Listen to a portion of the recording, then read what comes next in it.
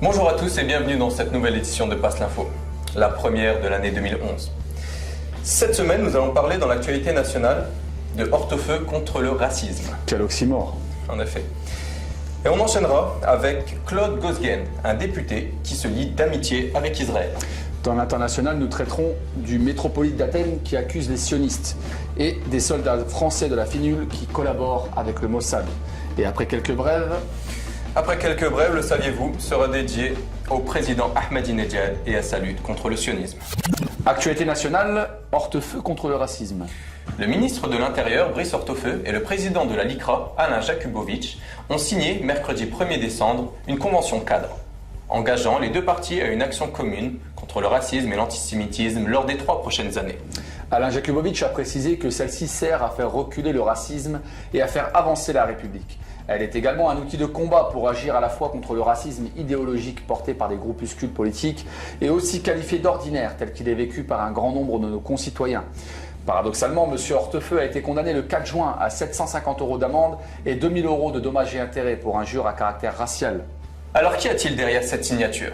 Pourquoi une association qui se dit antiraciste choisit en partenariat un condamné pour racisme ? Et enchaînons avec ce député qui ne cache pas son amour pour Israël. Eh oui, après Eric Raoult, pour moi, Israël, c'est plus important que les retraites. En voici un autre.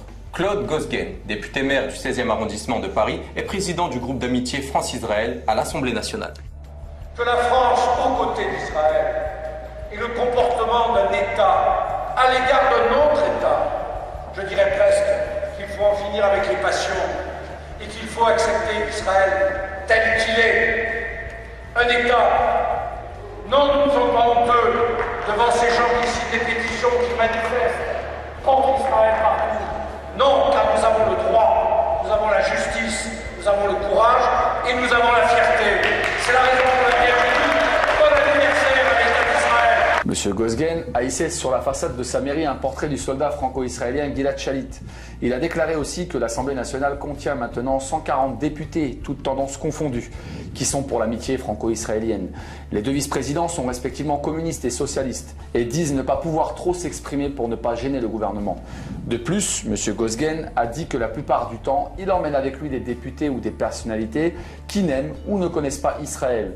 Il est catégorique en affirmant que le résultat est toujours positif, puisqu'au bout de 15 jours, tous laissent leurs préjugés et deviennent pro-sionistes. Cet engouement de nos politiques français montre bien le travail des lobbies sur la classe politique de notre pays et on peut présager que le nombre de couverts au dîner du CRIF ne fasse qu'augmenter dans les années à venir.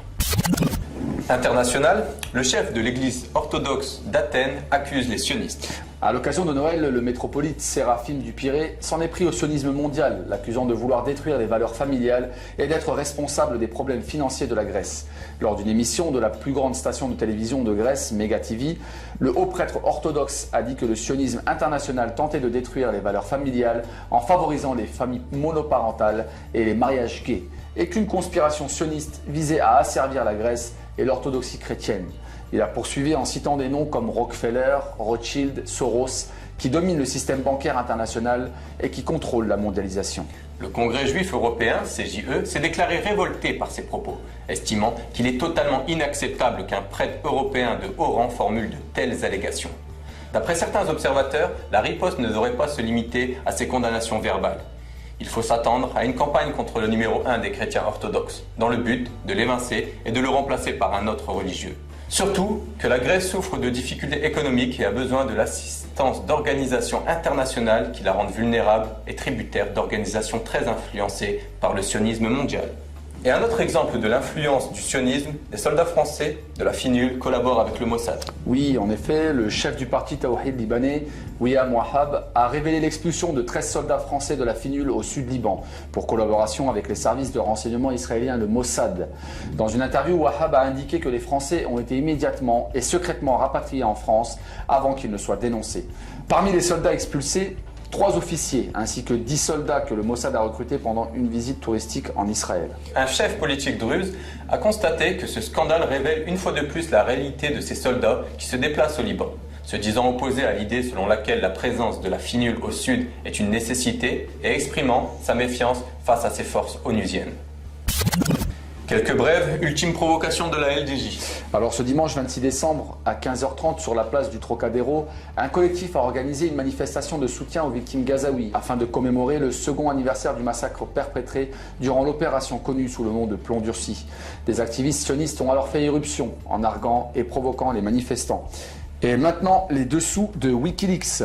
Alors Julian Assange, éditeur en chef et porte-parole de Wikileaks, a permis à la presse d'avoir le contrôle total des informations fournies par Wikileaks. Il a reproché aux grands journaux d'avoir trop d'intentions à l'égard d'Israël et terni Wikileaks. Et il nous livre 3700 messages diplomatiques de l'ambassade des États-Unis à Tel Aviv. Parmi ces messages, on trouve des documents couvrant un assassinat israélien et la raclée que l'État sioniste a reçue lors de sa dernière incursion au Liban. Raclée que continue de subir l'armée américaine avec un taux élevé de suicides. Le bilan du suicide chez les forces américaines en Irak et en Afghanistan en raison des problèmes psychiques s'est alourdi. Le rapport trimestriel du Congrès américain sur les suicides des militaires pendant et après leur service a rapporté que le nombre des militaires qui se sont suicidés en 2009 dépasse celui de ceux qui ont été tués dans des opérations militaires en Irak et en Afghanistan.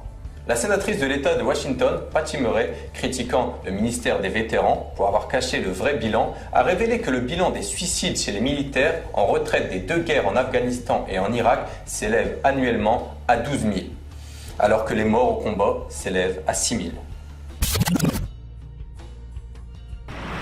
Le saviez-vous, le président Ahmadinejad est le sionisme. Selon les médias, le président iranien Mahmoud Ahmadinejad est un antisémite notoire qui ne pense qu'à posséder la bombe atomique afin de faire disparaître Israël. Cette propagande est directement dictée par Tel Aviv, car le président iranien est un des leaders de la cause antisioniste. Rappelons que le sionisme est une idéologie raciste et colonialiste par excellence qui légitime l'occupation illégale de la Palestine et son corollaire, sa colonisation par l'entité sioniste depuis plus de 60 ans. Cette injustice majeure est la source de l'instabilité du monde et particulièrement du Moyen-Orient. De plus, Israël agit comme le mercenaire et le cheval de Troie des États-Unis au Moyen-Orient. En tant qu'enfant et acteur de la révolution iranienne, le président Mahmoud Ahmadinejad s'inscrit pleinement dans le projet révolutionnaire et dans la ligne de l'ayatollah Khomeini, qui veut supprimer l'injustice en Palestine.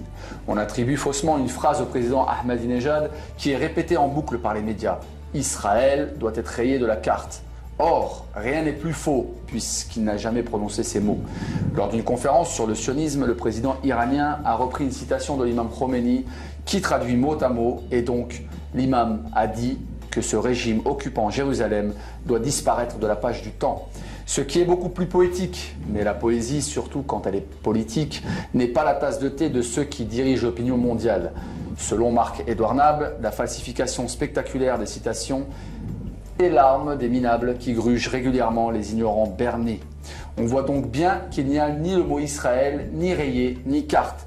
Le président iranien ne cesse d'affirmer qu'Israël doit être rayé de la carte. Il faut rayer Israël de la carte. Rayer Israël de la carte. Rayer Israël de la carte. Rayer de la carte l'État d'Israël. À croire que les médias ont parfaitement intégré la propagande du Troisième Reich quand Hitler disait « Répétez un mensonge 10 fois, il reste un mensonge, mais répétez-le 10 000 fois, il devient une vérité ». Lors de cette conférence, le président Ahmadinejad a fait part de sa vision d'un monde libéré du sionisme et que pour lui et tous les antisionistes, il y aura un ex-Israël, comme il y a aujourd'hui un ex-URSS ou une ex-Yougoslavie. Ce sont les injustices perpétrées par celle-ci qui conduiront à la faire disparaître de la page du temps.